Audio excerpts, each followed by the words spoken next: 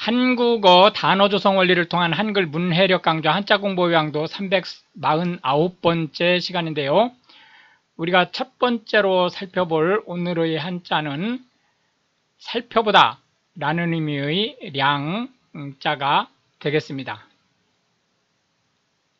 또는 믿다 라는 의미의 량자를 살펴보도록 하겠습니다.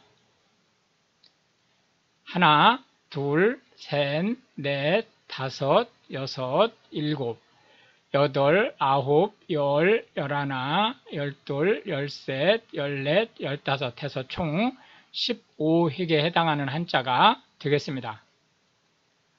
량자는 살펴보다, 찾다 또는 믿다 라는 의미의 한자가 되겠습니다. 양지하다 라고 하는 것은 살펴서 알게 되다 라는 뜻이고요.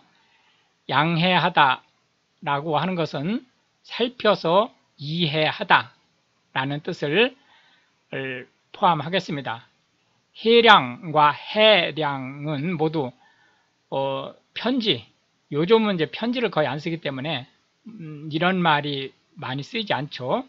편지에 쓰던 말인데, 해량은 널리 받아들여서 이해해 주십시오 라는 의미고, 해량은 바다처럼 넓은 마음으로 이해해 주십시오 라는 뜻을 가지고 있습니다. 해서 살펴보다 또는 믿다 라는 의미의 량자의 상대 개념으로는 의심하다 라는 의자를 들어보았습니다. 두 번째로 살펴볼 한자는 묻다 라는 의미의 매자가 되겠습니다. 묻다 라고 하는 것은 질문하다 그런 뜻이 아니고 파묻다 라는 뜻을 가지고 있죠. 해서 어딘가에 특히 땅속에 묻어버리다 라는 의미의 매자가 되겠습니다.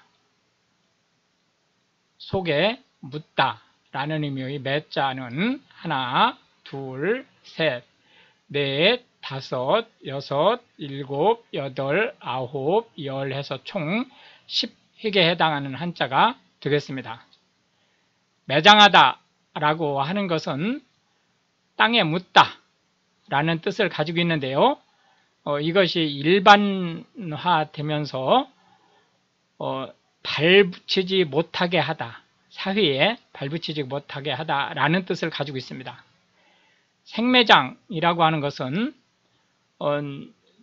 정신병적 집단들이 탄알이 부족하거나 또는 복수심에 불타서 목숨이 끊어지지 않은 상태에서 땅속에 묻어버리는 걸 얘기하는데, 역시 마찬가지로 이 매장하다처럼 생매장하다라고 하는 말은 사업이라든지 또는 활동을 하지 못하도록, 특정인 또는 특정 그룹이 활동을 하지 못하도록 회방하다라는 뜻을 가지고 있습니다. 매립하다라고 하는 것은 땅속에 묻다 라는 뜻을 가지고 있는데요. 이 매립은 꼭 땅속뿐만이 아니고 물속, 그러니까 바다속 이런 데 묻는 것도 매립이라는 말을 쓸 수 있습니다. 매몰되다 라고 하는 것은 땅이라든지 이런 게 푹 꺼지면서 그 속에 파묻히게 되다 라는 뜻을 가지고 있습니다. 매복하다 라고 하는 것은 전술, 그 전쟁의 전술 중에 하나로 적이 모르게 기습을 준비하다 라는 뜻을 가지고 있습니다. 해서 지형지물을 이용해서 적이 전혀 눈치채지 못하게 숨어 있는 것을 얘기합니다. 안매장이라고 하는 것은 의료기관에 또는 행정기관에 신고하지 않고 시체를 매립하는 것을 얘기하고요. 매설하다라고 하는 것은 지리라든지 또는 전선이라든지 이런 것들을 땅 속으로 묻어서 가설하는 것을 얘기합니다. 쓰레기 매립지라고 하는 것은 생활 쓰레기 등을 땅 속에 묻는 이를 얘기하는데요. 쓰레기 매립과 관련된 것은 이제 환경 문제 때문에 여러 가지 제약을 받고 있죠. 거기에 맞는 규격대로 이제 매립하도록 돼 있습니다. 매장 문화라고 하는 것은 한국의 장례 문화는 전통적으로 매장 문화였었죠. 그러나 지금 현재 한국인은 한 85% 정도가 화장을 합니다. 그렇기 때문에 사실상 매장 문화는 이제 거의 이제 마무리 단계에 들어서고 있다고 보시면 되겠습니다.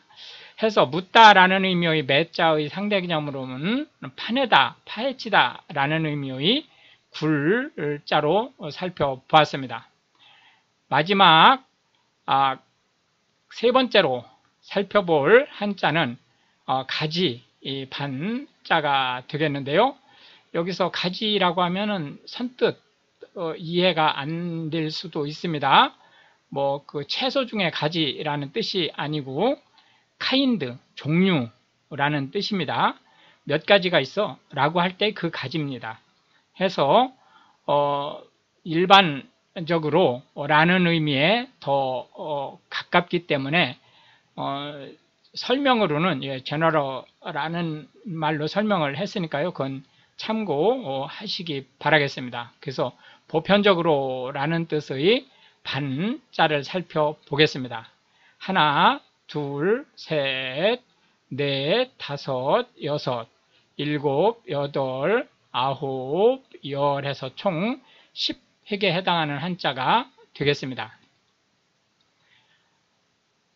일반적이라고 하는 것은 보편적으로 여러 사람들이 지지하는 그런 뜻을 가지고 있고요.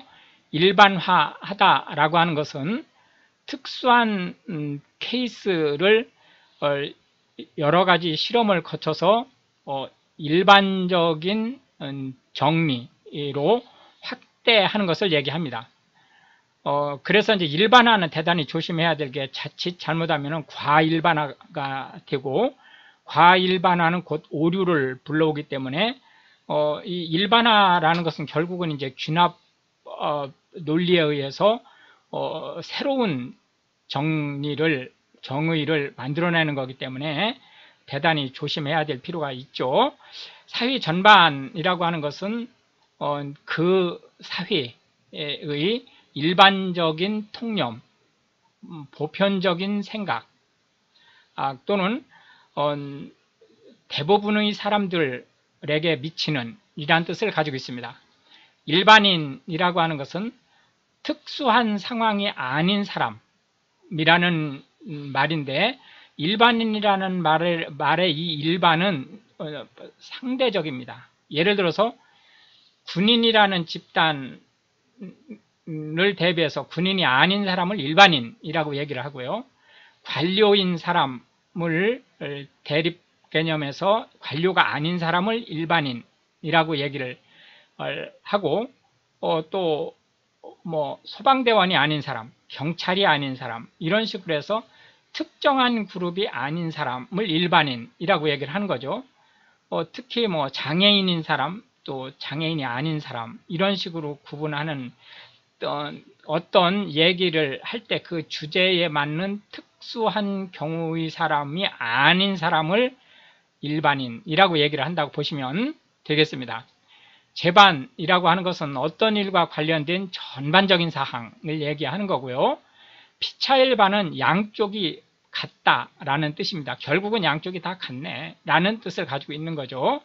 만반의 준비라고 하는 것은 이 만반이라고 하는 것은 생각할 수 있는 모든 일이라는 뜻입니다. 그래서 생각할 수 있는 모든 일에 대해서 준비를 마쳤다라는 뜻을 가지고 있고요. 별반이라고 하는 것은 특별한 점이라는 뜻입니다. 일반 상대성 이론이라는 것은 가속도 체계에 대한 아인슈타인의 이론이죠. 뉴턴의 만유인력과 관련해서 전반적인 부분에 적용이 된다라고 하는 점을 밝힌 이론이라고 보시면 되겠습니다. 해서 가지라는 전반적인이라는 의미의 반자에 대한 상대 개념으로는 특별한 이라는 의미의 수자를 들어보았습니다. 이렇게 해서 이제 오늘도 우리는 3개의 한자와 각 한자에 대해서 9개씩의 현대 한국어에서 자주 쓰이고 있는 단어 및 상대 개념의 한자를 살펴보았는데요. 이것이 한글 문해력 향상에 도움이 되고 특히 외국인으로서 한국어를 배우시는 분들한테 한국어 단어 조성 원리가 어떻게 되고 한자가 들어옴으로써 한글이 어떻게 이제 풍부해지고 또 파급 효과가 커지는지에 대한 폭넓은 이해를 전달할 수 있게 되기를 바라겠습니다. 시청해 주셔서 감사하고 우크라이나를 위해 기도해 주시면 더욱 감사하겠습니다.